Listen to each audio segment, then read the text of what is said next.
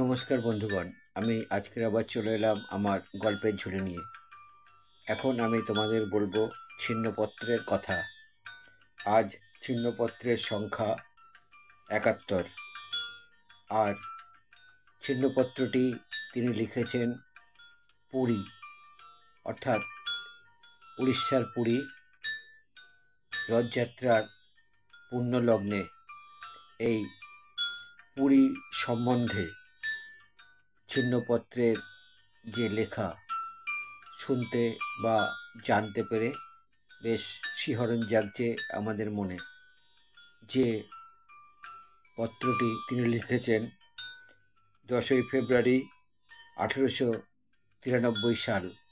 চলো তাহলে আমরা এই রথযাত্রার পুণ্যলগ্নে উড়িষ্যার পুরী থেকে ঘুরে আসি। তার কবিতা যে খারাপ তা নয়, কেবল চলনসই মাত্র। কেউ কেউ যেমন প্রথম শ্রেণীতে পাশ করে, কেউ কেউ তেমনই প্রথম শ্রেণীতে ফেল করে।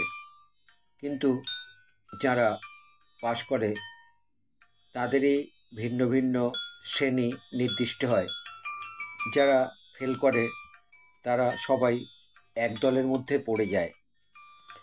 বিশ্ববিদ্যালয়ের পরীক্ষায় যেমন অনেক ভালো ছেলে অঙ্কে ফেল, তেমনি কাব্যে যারা ফেল তারা অনেকেই সঙ্গীতেও ফেল।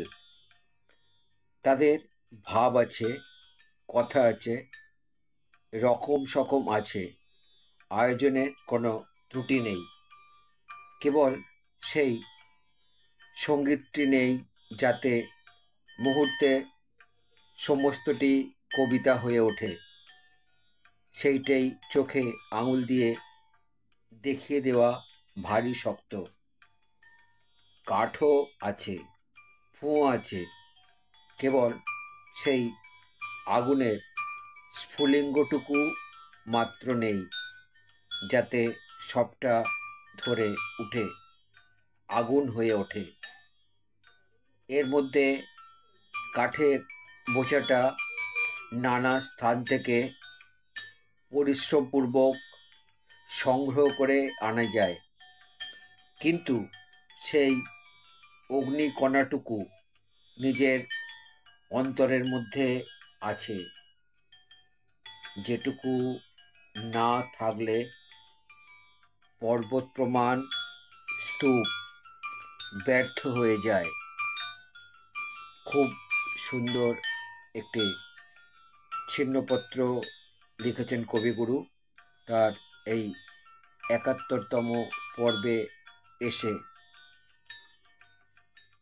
মানুষের আভ্যন্তরীণ যেসব চিন্তাভাবনা, যেখানে আমাদের সমাজ আমাদেরকে পরীক্ষা করে দেখে আমরা কোন পর্যায়ে আছি বা কোন পর্যায়ে নিয়ে আমরা বাঁচতে পারি, সেই যে সমাজের সম্বন্ধে মানুষকে সচেতন করে দেওয়ার জন্য কবিগুরু তার এই ছিন্নপত্র লিখেছেন।